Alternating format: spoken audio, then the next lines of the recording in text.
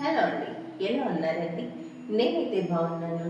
మీరు కూడా బాగుండాలని కోరుకుంటూ ఈ మధ్య కాలంలో సోషల్ మీడియాలో ఎక్కువగా వైరల్ అవుతున్నటువంటి ఒక సున్నితమైనటువంటి అంశం గురించి అయితే చర్చించుకుందామండి.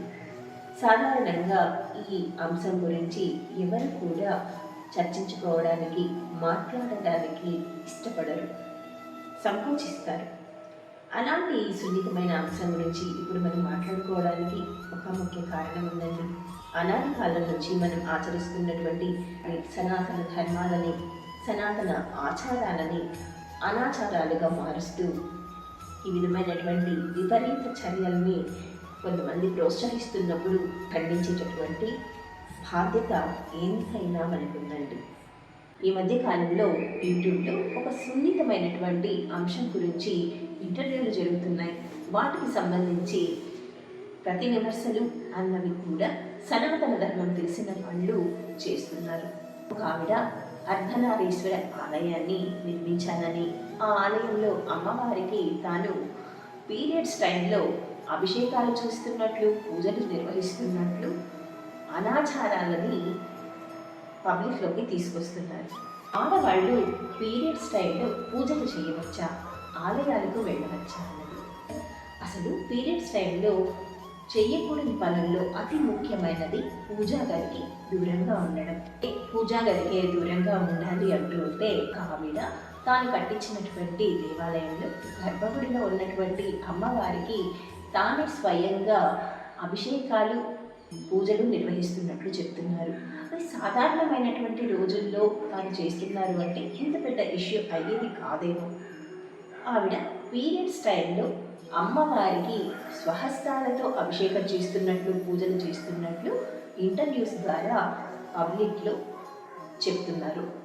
అలా చెప్పడమే కాకుండా అసలు పీరియడ్స్లో పూజలు చేసే తప్పేంటి, ఆలయానికి వెళితే తప్పేంటి అంటూ విపరీత ధోరణిలో మాట్లాడుతున్నారని అనిపిస్తుంది ఆవిడ మాటలు వింటూ ఉంటే. సనాతన ధర్మాన్ని తెలిసిన వాళ్ళెవ్వరూ కూడా ఆ మాటల్ని హర్షించరు. అంతేకాదండి, ఆడవాళ్ళ శరీరంలో జన్యుపరంగా జరిగేటటువంటి ఒక చర్య మాత్రమే కాబట్టి మనం ఆలయానికి వెళ్ళొచ్చు, పూజలు చేయొచ్చు, అందులో తప్పు లేదు అంటూ ఆవిడ తన అభిప్రాయాన్ని చెప్తున్నారు.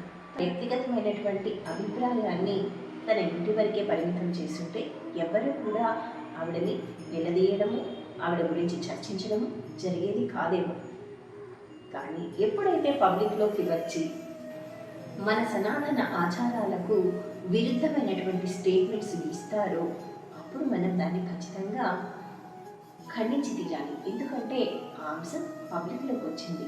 పబ్లిక్ అన్న తర్వాత 10 మందిలో ఒక నలుగురైనా అటువంటి అంశాలకి ఇన్ఫ్లుయెన్స్ అయ్యేటటువంటి ఛాన్సెస్ మెండుగా ఉన్నాయి. ఎందుకంటే ఇప్పుడు ఉన్నటువంటి ఈ జనరేషన్ ప్రతి ఒక్క విషయానికి కూడా సోషల్ మీడియా పైన ఆధారపడి వాళ్ళ లైఫ్ స్టైల్ అన్నది నడుస్తుంది. ఒకప్పుడు మనం పీరియడ్స్ అనే మాట చెప్పడానికి కూడా సంకోచించేవాళ్ళం. అసలు మా చిన్నప్పుడైతే నెలసరి అన్నది మొదలైనప్పటి నుంచి కూడా ఏది పక్కనిచ్చేవాళ్ళు కాదనమాట. 3 రోజుల పాటు కూడా పీరియడ్స్ వచ్చినటువంటి అమ్మాయికి సంబంధించిన ఆ వస్తువులన్నీ కూడా చాప, నీరు, తను తినేటటువంటి కంచాన్ని, తాగేటటువంటి నీళ్ళు తాగేటటువంటి గ్లాస్ని, తన దుస్తులని, తన వస్తువులని, తను చదువుకునేటటువంటి పుస్తకాలని ఇవన్నీ కూడా ఒక మూలన చేర్చేసి 3 రోజుల పాటు రెస్ట్లో ఉంచేవాళ్ళు. 3 రోజుల పాటు కూడా అమ్మ వాళ్ళు, ఇంట్లో ఉన్నటువంటి పెద్దవాళ్ళు ఎవరో ఒకరు తల స్నానం చేయించేవాళ్ళు. 4వ రోజు మారు స్నానం చేయించేవాళ్ళు. ఈ 5 రోజుల పాటు కూడా పూజలకు అనర్హులు, శుభకార్యాలకు అనర్హులుగా ఒక మూలను కూర్చోబెట్టేసేవాళ్ళు. ఎందుకంటే అశుద్ధితో ఉంటాం కనుక మనము పూజలకి ఆ టైంలో అనర్హులము. ఆడవాళ్ళు మగవాళ్ళ కన్నా కూడా శారీరకంగా చాలా బలహీనంగా ఉంటారన్నమాట. పైగా ఆ సమయంలో బ్లడ్ లాస్ అనేది ఎక్కువ అవుతూ ఉంటుంది కాబట్టి ఇంకా బలహీన పడుతుంటాం, నీరసించిపోతూ ఉంటాం. కాబట్టి మనకు ఆ 3-4 డేస్ రెస్ట్ అనేది చాలా అవసరం. కాబట్టి మనకు ఆ టైంలో ఎటువంటి పనులు చేయించేవాళ్ళు కాదు. గర్భ సంబంధమైనటువంటి సమస్యలు తలెత్తకుండా ఉండడానికి ఆ 3 రోజుల పాటు కూడా ఉదయాన్నే పరగడుపుండే మనకు కాసన్ని గోరువెచ్చని నీళ్ళల్లో పసుపుని కలిపి తాగించేవాళ్ళు. ఎందుకంటే ఆ టైము మన గర్భాశయం అన్నది అశుద్ధితో ఉంటుంది కాబట్టి శుద్ధి కావడానికి పసుపుని కాస్త గోరువెచ్చని నీళ్ళలో కలిపి పరగడుపునే మనకి ఇచ్చేవాళ్ళు అనమాట. అలాగే పెరుగుని, మజ్జిగని, మాంసాహారాన్ని ఆ టైంలో ప్రత్యేకించి ఇచ్చేవాళ్ళు కాదనమాట. ఎందుకంటే ఆరోగ్యపరమైనటువంటి సమస్యలు తలెత్తే అవకాశం ఉంది కాబట్టి ఫుడ్ విషయంలో కూడా మనకు రెస్ట్రిక్షన్స్ అనేది ఉంటుంది. అదేవిధంగా 3 రోజుల పాటు కూడా తలస్నానం అన్నది చేయనిస్తారు. పీరియడ్స్ టైంలో పగటి పూట అస్సలు నిద్రపోనిచ్చేవాళ్ళు కాదు. నిద్రపోకూడదు అని చెప్పేవాళ్ళు. ఒకవేళ పొరపాటున నిద్రపోయినా తర్వాత మళ్ళీ తలస్నానం చేయించేవాళ్ళు. ఎందుకంటే పీరియడ్స్ టైంలో పగలు నిద్రపోతే పాదాలలో, మోకాళ్ళలో, తలలో నీరు చేరి ఫ్యూచర్లో జన్ని నొప్పులు అన్నవి వస్తాయి అని పగటి పూట పీరియడ్స్ టైంలో నిద్ర కూడా పోనిచ్చేవాళ్ళు కాదు. ఒకవేళ పొరపాటుగా నిద్రపోయినా కూడా మళ్ళీ తలస్నానం చేయించేవాళ్ళు. తలస్నానం ఖచ్చితంగా 3 రోజుల పాటు, 5 రోజుల పాటు కూడా చేయించేవాళ్ళు. ఎందుకంటే తల నుంచి మనకు నీళ్ళని పోయడం వల్ల ఒంట్లో ఉన్నటువంటి ఉష్ణాన్ని అది కాస్త కంట్రోల్ చేస్తుంది అని. పీరియడ్స్ టైంలో మనకు చీకాకు అనేది ఎక్కువ ఉంటుంది, మూడ్ స్వింగ్స్ ఉంటాయి కాబట్టి మోస్ట్లీ వాళ్ళని ఒంటరిగానే ఉంచుతారనమాట. ఎక్కువ డిస్టర్బెన్సెస్ అనేది కలగకుండా కంప్లీట్గా రెస్ట్ మోడ్లో ఉంచుతూ మనకు ఆరోగ్యానికి సహకరించేటటువంటి సాత్వికమైనటువంటి ఆహారాన్ని ఇస్తూ ఒంట్లో ఉన్నటువంటి వేడి కంట్రోల్ కావడానికి 3 రోజుల పాటు తలస్నానాన్ని చేయిస్తూ ఇలా ఎన్నో నిబంధనలతో అలా శాస్త్రాన్ని ఇలా సైన్స్ని రెండింటిని కూడా బ్యాలెన్స్ చేస్తూ ఉండేవాళ్ళం. మరి ఇప్పుడేమో అటు శాస్త్రము లేదు, ఇటు సైన్సు లేదు.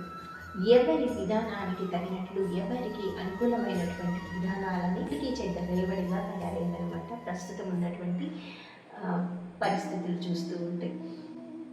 ఎవరికి తగినటువంటి అనుకూలమైనటువంటి పద్ధతులతో కొత్త కొత్త విధానాలని తీసుకొస్తున్నారు. ఆ విధానాలు వాళ్ళ వరకే ఉంటుందా అంటే ఎదుటి వాళ్ళని కూడా ఈ సోషల్ మీడియా పుణ్యమా అని ఎదుటి వాళ్ళని కూడా ఇన్ఫ్లుయెన్స్ చేసేటటువంటి ప్రయత్నాలు అయితే చేస్తున్నారు. కాలంతో పాటు అలవాట్లు మారిపోయాయి, లైఫ్ స్టైల్ మారిపోయింది. దానికి తగినట్లు పీరియడ్స్ టైంలో పూజలు పునస్కారాలు చేసుకోవచ్చు, తప్పు లేదు అంటూ ప్రచారం చేస్తూ ఇలాంటి అనాచారాలకు కూడా శ్రీకారం చుడుతున్నారు. అమాయకులు ఎంతో కొంతమంది దానికి ఇన్ఫ్లుయెన్స్ అయ్యారనుకోండి, ఇంకా అదే కంటిన్యూ అవుతుంది. ఇలా సోషల్ మీడియాలోనే కాదండి, మన చుట్టుపక్కల కూడా మనల్ని ఇన్ఫ్లుయెన్స్ చేసేటటువంటి వాళ్ళు ఉంటారు. దానికి ఎగ్జాంపుల్గా నేను చూసినటువంటి ఒక చిన్న సంఘటన షేర్ చేసుకుంటాను. మేము అలవాటుగా ఉండేటటువంటి ఒక టెంపుల్లో ఇలాంటి సంఘటన జరిగింది. నా కళ్ళతో నేనే చూశాను. ఈవిడైనా అమ్మవారికి అభిషేకం చేస్తున్నాను అంటుంది. నేను చూసిన సంఘటన ఆంజనేయ స్వామివారి సన్నిధిలో జరిగింది. స్వామివారికి సేవ చేయడం, స్వామివారి పాదాలను స్పృశించడం. అంటే నార్మల్గానే ఆంజనేయ స్వామివారి పాదాలని ఎవరు కూడా, ఆడైనా సరే, మగైనా సరే, చిన్నైనా పెద్దైనా ఎవరు కూడా ఆంజనేయ స్వామివారి పాదాలని స్పృశించకూడదు అంటారు. ఎందుకంటే అక్కడ రాక్షస గణం అన్నది ఆయన పాదాల దగ్గర ఉంటుంది కాబట్టి ఆ పాదాలను తాకకూడదు అని అంటూ ఉంటారు. ఒక ఆవిడ 4వ రోజు తనకి ఆ 4వ రోజు స్వామివారికి తమలపాకు మాల సమర్పించడం, స్వామివారి అలంకరణలో తను భాగస్వామురాలవ్వడం, స్వామివారి పాదాలని స్పృశించడం, పొద్దులే స్వామివారికి సేవ చేసుకోవడం, స్వామివారి పాదాలని స్పృశించడం చూసి షాక్ అయ్యాను. నేను అడిగాను అనమాట, అసలు గుడికి రావడమే తప్పు, అందున అది ఆంజనేయ స్వామివారి పూజ కావడం, అక్కడికి రావడం మరీ తప్పు, అన్నిటికన్నా పెద్ద తప్పు 4th డే అయింది స్వామివారి పాదాన్ని తాకడం, అది తప్పదా అని అడిగితే 3rd డేకే మాకు అన్ని ఇష్యూస్ క్లియర్ అయిపోతాయి అని చెప్పారన్నమాట. తప్పండి, పెళ్ళైనా కాకుండా ఆడవాళ్ళు 5వ రోజు కంప్లీట్గా శుచి అయిన తర్వాత మాత్రమే పూజలకైనా ఆలయానికి వెళ్ళడానికైనా అర్హతని పొందుతారు. ఎగ్జాంపుల్గా ఒక మాట చెప్పానండి, మనం బయటకు వెళ్ళొస్తూ ఉంటాం, కాళ్ళకి ఏదైనా చెత్త అంటుకుంది. కాళ్ళకి చెత్త అంటుకున్నప్పుడు మనం ఆ చెత్తతోనే ఇంట్లోకి వచ్చేస్తామా? రాము కదా. బయట శుద్ధి చేసుకున్న తర్వాతే ఇంట్లోకి వస్తాము, స్నానం చేస్తాము. అలాగే ఇంకొకటి, మన ఒంటిపైన ఏదైనా కాని వస్తువు పడిందంటే కూడా వెంటనే వెళ్ళి స్నానం చేస్తాము. అలాగే పూజ రూమ్లోకి, అలాగే వంటగదిలోకి, అలాగే మన బెడ్ పైకో వెళ్ళి పడి దొరలం కదా. మరి గుడి అయినా ఇంట్లోని పూజ గదైనా ఎలాగండి అశుద్ధితో ఉన్నటువంటి మన లోపలికి వెళ్ళిపోవడం? అది పీరియడ్స్లో మనం కంప్లీట్గా అశుద్ధితో ఉంటామండి. ఆ అశుద్ధి మొత్తం కూడా క్లియర్ అయిన తర్వాతే మనం పూజలకి అర్హులమవుతాం. ఇప్పుడున్నటువంటి ఈ లైఫ్ స్టైల్ ప్రకారము మనం ఇన్ని రిస్ట్రిక్షన్స్తో అయితే పీరియడ్స్ టైమ్స్లో ఉండలేము. ఎందుకంటే ఇప్పుడు జీవన విధానమే మారిపోయింది. మనం మూలలో కూర్చోవడానికి వీలు కాదు. మైలను తీసుకొచ్చి ఇంట్లో కలిపేస్తున్నాం, తర్వాత శుద్ధి చేసుకుంటాం, అంతవరకు ఓకే అండి. కాకుంటే జీవన విధానం మారిపోయింది కదా అని మన సనాతన ధర్మాలని మనం మంట కలిపేలేం కదా. అశుద్ధిలో ఉన్నప్పుడు పూజలు చేయాలనడం, గుడికి వెళ్ళొచ్చు అనడం అన్నదాన్ని నేను వ్యతిరేకిస్తున్నాను. అసలు ఒకటి గమనించండి, మన భారతదేశంలో మన తోటి సహోదరులు నమాజ్ చదివేటప్పుడు, నమాజ్కి వెళ్ళేటప్పుడు వాళ్ళు ఎంత క్లీన్గా, వాళ్ళు ఎంత శుచిగా వెళ్తారో మీరు గమనించారా? కాళ్ళు, చేతులు, మొహం మాత్రమే కడుక్కోవడం కాదండి, తలపైన నీళ్లు చల్లుకుంటారు, చెవులు క్లీన్ చేస్తారు, ముక్కుని క్లీన్ చేస్తారు, నోరు క్లీన్ చేస్తారు. ప్రతి ఒక్క రంధ్రాలని వాళ్ళు శుభ్రం చేసుకొని ఆ తర్వాత నమాజ్కు వెళతారు. ఎందుకు అలా వెళ్తున్నారు? ఎందుకంటే ఒక పవిత్రమైనటువంటి ప్లేస్కి వెళ్ళేటప్పుడు శుచిగా ఉండాలి, అశుద్ధితో వెళ్ళకూడదు అన్నది. ఎదుటి వాళ్ళని చూసినా మనం మంచి నేర్చుకోవాలి కదండి, ఆలోచించాలి కదండి. మన ఒంట్లో అశుద్ధి ఉంచుకొని మనం పూజలకి అనర్హులము. ఆవిడెవరో తెలంగాణలో అర్ధనారీశ్వర ఆలయం కట్టి పీరియడ్స్లో అమ్మవారికి నేను పూజలు చేస్తున్నాను, అభిషేకాలు చేస్తున్నాను అని గొప్పగా చెప్పుకుంటోంది. అలా చెప్పే వాటిని మనం ప్రోత్సహించవచ్చా? ఆవిడ మాటలను అయితే నేను తీవ్రంగా ఖండిస్తున్నానండి.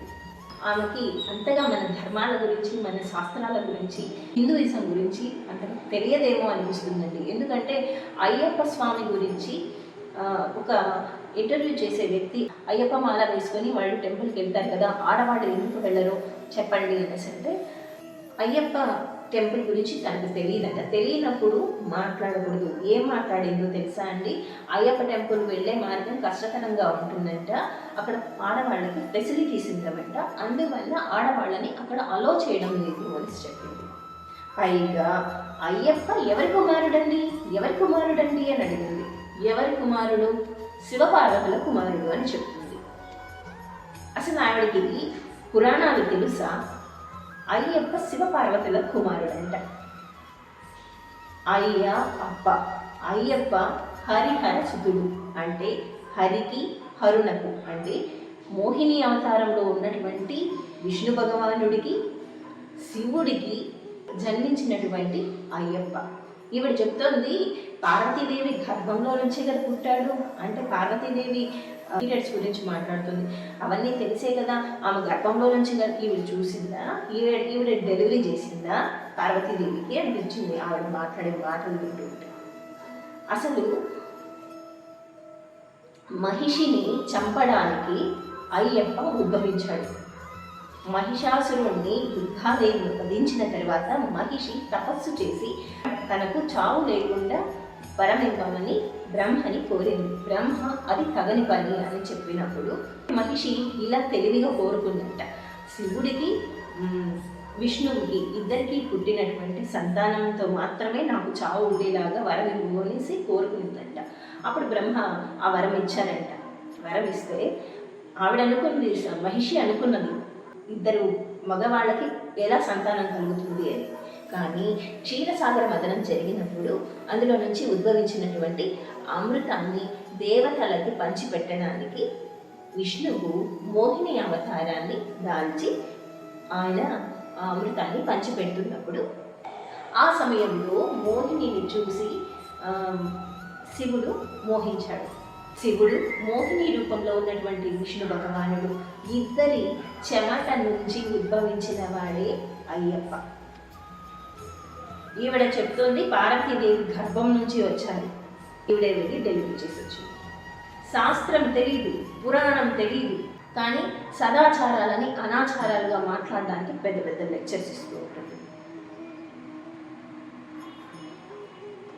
ఇలాంటి వాళ్ళని మనం ప్రోత్సహించాలా? ఒక్కసారి ఆలోచించండి. వాళ్ళ మాటల్ని ఖండించాల్సినటువంటి అవసరం మనకెంతో ఉంది. తప్పు చెయ్యకూడదు. మన ఆచారాలని, మన సనాతన ధర్మాలని మనమే కాపాడుకోవాలి.